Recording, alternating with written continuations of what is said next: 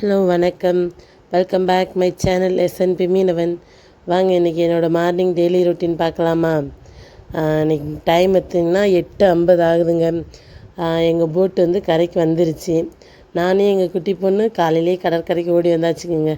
Tea coffee சாப்பாடுன்னு சொல்லி எல்லாத்தையும் எடுத்துக்கிட்டு அதுக்கு முந்தையே கரைக்கு வந்து வலையில் உள்ள பட்ட மீன்லாம் பெருக்கி வச்சுட்டாங்கங்க. கழிச்சு வச்சுருக்காங்க. மற்றபடி நண்டு கனவாலாம் இன்னும் வலையில் தான் இருக்குது. இனிமேல் அதை போய் க்ளீன் பண்ணணும். ஏன்னா கொஞ்சம் சீக்கிரமாகவே நம்ம வந்து கரைக்கு வந்துட்டு மீனை வந்து அட்வான்ஸாகவே போய் விற்றுட்டோம்னா கொஞ்சம் நல்ல ரேட்டு போகுங்க. இதே டிலே ஆயிடுச்சுன்னா நமக்கு வந்து வேல்யூ கொஞ்சம் குறையும். அதுக்காண்டி ஃபாஸ்ட்டாகவே போயிடுவாங்க. இங்கே பார்த்தீங்களா ஒரு அழகான ஓட்டு கனவா. எங்கள் அண்ணன் வந்து அவனுக்கு பட்ட கனவை மட்டும் எடுத்துக்கிட்டு விற்பனைக்கு கிளம்புறாங்கங்க. அடுத்து பாருங்களேன் நண்டு. எங்கள் வீட்டுக்கார் வந்து நண்டு எடுக்க ஆரம்பிச்சிட்டாப்புல. ஏன்னா இப்போதைக்கு மீன் மட்டும்தானே எடுத்திருக்கோம். இனிமேல் நண்டு கனவெல்லாம் ஒவ்வொன்றாக எடுத்துகிட்டு வியாபாரி இதுக்கெல்லாம் வந்து கரைக்கே வந்து வாங்கிட்டு போயிடுவாங்க. மற்றபடி மீனுக்கு மட்டும் நம்ம வந்து கொஞ்சம் தொலைவி கொண்டு போய் ஏலக்கடையில் போய் ஏலம் போட்டு வரணுங்க. இங்கே பார்த்தீங்களா கனவை ஒன்று எடுத்துக்கிட்டு இருக்காங்க. கனவை வந்து வலையில் வந்து நல்லா சுற்றி சுற்றி கிடக்குங்க. அது வந்து எடுக்கிறதுக்கு ரொம்ப நேரமானுச்சு இந்த கனவை. அதனால தாங்க நல்லா ஸ்பீடப் பண்ணி விட்டுட்டேன். இப்போ கரெக்டாக மணி வந்து 9 மணியை தாண்டிடுச்சு. எனக்கு டீ காஃபின்னு சொல்லி எதுவுமே குடிக்கலைங்க. ஆட்கள் பட்டதை ஃபஸ்ட் ஆஃப் ஆல் நல்லபடியாக எடுத்து வியாபாரத்தை கொடுத்துருவோன்னு மும்மரமாக வேலை பார்த்துக்கிட்டு இருக்காங்க. இங்கே பார்த்தீங்களா ஒரு ஸ்டார் ஃபிஷ்ஷு, அதுவும் எடுக்க டிலே ஆணுச்சு. அதோட தான் கொஞ்சம் ஸ்பீடு பண்ணி காட்டுறேங்க.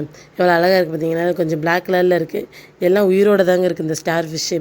இது உங்களுக்கு காட்டுறதுக்காண்டியே நான் எடுத்து வச்சுருக்கேன். மற்றபடி இது எடுத்தோடனே தண்ணிக்குள்ளே தூக்கி போட்டுருவாங்க. என் குட்டி பொண்ணை பார்த்தீங்களா எதுக்குமே பயம் இல்லைங்க. அதாவது இளம் கன்று பயமரியாதுன்னு சொல்லுவாங்கள்ல, அதுக்கேற்றப்பல தாங்க சரியாக வாளுங்க. இது வந்து கிளாத்தி மீனுங்க. கிளாத்தியில் வந்து பல ரகம் இருக்குது. பெரிய சைஸாகவும் இருக்கும், நல்ல குட்டி சைஸாகவும் இருக்கும். இது பார்க்கவே அழகாக இருக்குது பார்த்தீங்களா மல்டி கலரில். இந்த இது வந்து சாப்பிட்றதுக்கு வந்து நல்லா இருக்குங்க, எடுத்துக்கிடுவாங்க நிறைய பேர். ஆனால் நம்ம வந்து இதோட கொஞ்சம் குட்டி சைஸில் ஒன்று வரும், அதை தான் எடுப்போம். இது பெரும்பாலும் எடுக்க மாட்டோம். அடுத்து பாருங்களேன், எங்கள் வீட்டுக்காரர் வந்து கனவை எடுத்துக்கிட்டே இருக்காரா. ஒரு ஃபேமிலியே நாங்கள் தூக்கிட்டு வந்துட்டோங்க, அண்ணன் தம்பின்னு சொல்லி. அதாவது 4 கனவை மொத்தம் வந்துருந்துச்சா. ஸோ அதுக்காண்டி தாங்க அப்படி சொல்லியிருந்தேன். ஒவ்வொரு கனவாக எங்கள் வீட்டுக்காரர் எடுத்துக்கிட்டு இருக்காப்புல. இது வந்து ஒரு சில நேரத்தில் கனவை வந்து தொங்க விட்டு வலை மாறி விட்டு எடுத்துக்கிட்டு இருப்பாப்புல. ஏன்னா அது வந்து கொஞ்சம் பெரிய சைஸாக இருக்குமா, கண்ணி வழியாக பிரிக்க எடுக்க முடியாது. இது வந்து கொஞ்சம் குட்டி சைஸ்னால வலை கண்ணிக்குள்ளே விட்டு பிரிக்கி விட்டு எடுத்துக்கிட்டு இருக்காங்கங்க.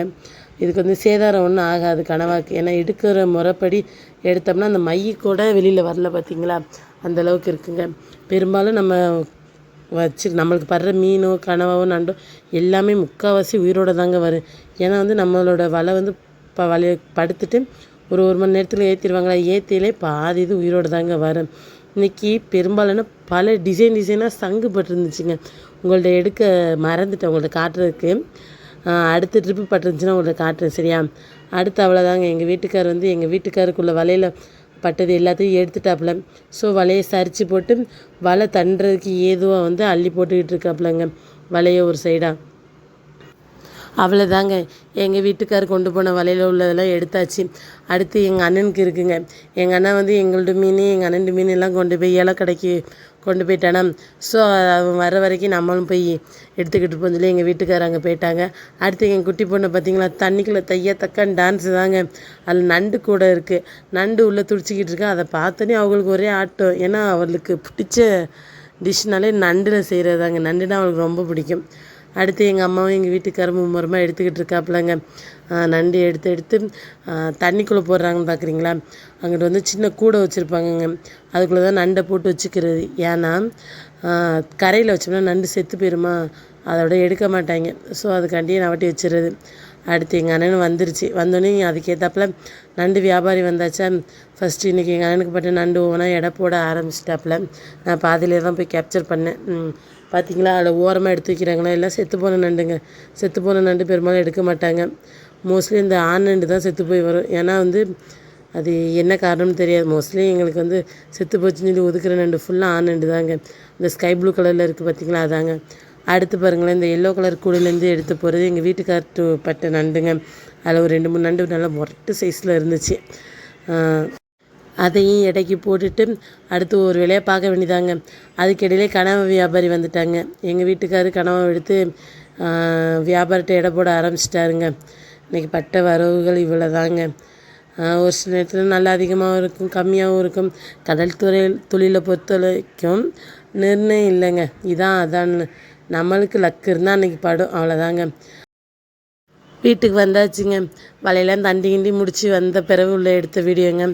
அடுத்து வந்தோடனே சாப்பாடு அடுப்பில் வச்சு சாப்பாடு கொதிக்க வச்சாச்சு. அடுத்து மீன் கொண்டு வந்தோமா, அதுக்கு மீன் குழம்பு செய்ய ஆரம்பிச்சிடலாமா வாங்க, அந்த ரெசிபி பார்த்துட்டு போகலாம். வந்தோடனே ஒரு நமக்கு தேவையான அளவு புளி எடுத்து அதை கரைசல் கூட்டாச்சுங்க. அடுத்து 2 தக்காளி 2 பச்சை மிளகாய் அதையும் அந்த புளி தண்ணியோடு கரைச்சி விட்டுக்கோங்க. அப்புறம் நம்ம எவ்வளோக்கு எவ்வளோ குழம்பு வேணுமோ அதுக்கேற்றாப்புல மசாலா பொடி சேர்த்துக்குங்க. எல்லாமே ஹோம்மேட் மசாலா தாங்க நம்ம யூஸ் பண்ணுறது எப்போதுமே. அதில் ஒரு 3 ஸ்பூன் எடுத்து போட்டுட்டு இன்றைக்கி நகர மீன் கறிக்கு கொண்டு வந்தாங்க. நகரையும் செங்கனி இது 2மே அடி தூளாக இருக்குங்க மீன் குழம்புக்கு. அதை எடுத்து போட்டாச்சுங்க. ஏன்னா அடுப்பு பற்ற வைக்காமலே போடுறீங்கன்னு பார்க்குறீங்களா, இதெல்லாம் ஃப்ரெஷ்ஷான மீனுங்க. ஐஸ் மீனுனா தான் கொதிக்க வச்சுட்டு போடணும், இல்லைனா உடஞ்சிரும் சொல்லுவாங்க. இது வந்து கொதிக்க வைக்கிறதுக்கு முன்னாடி அடுப்பில் வைக்கிறதுக்கு முன்னாடி மீனை போட்டுட்டு எல்லாத்தையும் உப்பு எல்லாம் போட்ட பிறகு தான் நாங்கள் அடுப்பு பற்ற வைப்போங்க. அடுத்து பார்த்திங்களா கிளாத்தி மீனுங்க, குட்டி சைஸ் கிளாத்தி சொன்னால அது இதாங்க. அதை எடுத்து தோல் உரிச்சிட்டு அதுக்கு உப்பு மஞ்சத்தூள் மிளகாத்தூள் போட்டு நல்லா விரவி வச்சாச்சுங்க, நல்லா ஊறட்டும்னு. அடுத்து பாருங்களேன் குழம்பு சலசலன்னு கொதிக்க ஆரம்பிச்சிருச்சுங்க. கடற்கரையிலேருந்து ஒரு 12 மணி போல் வந்தோம்.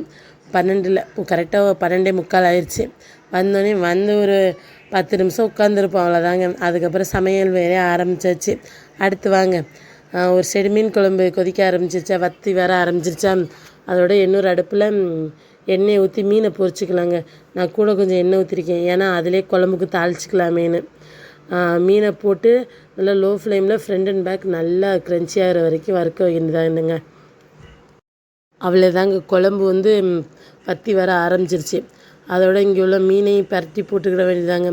பரட்டி போட்டு அதை வறுத்த பிறகு எடுத்துக்கலாங்க. அதுக்கு முன்னாடி நம்ம குழம்பு தாளிக்கிறதுக்கு வெங்காயத்தை வந்து பொடிசாக நறுக்கி எடுத்து வச்சுக்கிட வேண்டியதான்.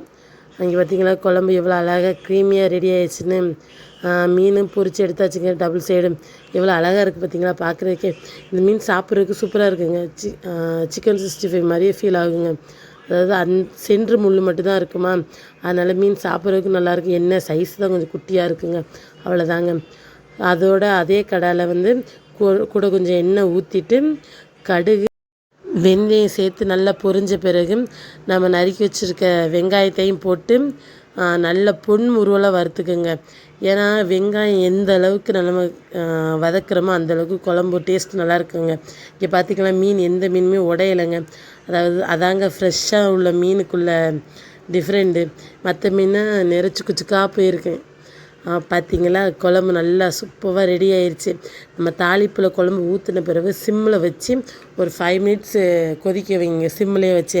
அப்போ தான் அழகாக எண்ணெய் பிரிஞ்சு வரும், பார்க்கவும் நல்லாயிருக்கும், டேஸ்ட்டுக்கும் சூப்பராக இருக்குங்க. அவ்வளோதாங்க, வேலையெல்லாம் முடிஞ்சாச்சு. இனிமேல் சாப்பிட்றதுக்கு உட்கார வேண்டியதான். மணி இப்போ ஒரு 2:45 தாண்டிடுச்சு. சாப்பாடு எடுத்து வைக்க வேண்டியதாங்க. அவ்வளோதாங்க, சுட சுட சாப்பாடு, அதுக்கேற்றாப்புல நல்ல முருகலான கிளாத்தி மீன் வறுவலுங்க. அடுத்து நம்ம செஞ்சு வச்சுருக்க குழம்பையும் அழகாக மெட்டாக்கில் மலை சாரல் மாதிரி ஊற்ற வேண்டியதாங்க. அவ்வளோதாங்க, இது வந்து மார்னிங் ரொட்டீன் ஆரம்பித்து ஈவினிங் வரைக்கும் வந்துருச்சுங்க. ஏன்னா சாப்பிட உட்காரையிலே ஈவினிங் தொட்டுருச்சு. அவ்வளோதாங்க, இதாங்க எங்களோட மார்னிங், ஆஃப்டர்நூன் அண்ட் ஈவினிங் ரொட்டீனாகவே போகுது. இனிமேல் சாப்பிட்டுட்டு கொஞ்சம் ரெஸ்ட் எடுத்துகிட்டு அடுத்து எங்களோட வீட்டு வேலையில் பார்க்க வேண்டியதாங்க. அவ்வளோதாங்க, இதோட வீடியோ முடிச்சுக்கலாம். பாய். இன்னொரு வீடியோவில் பார்த்துக்கலாம். பாய்.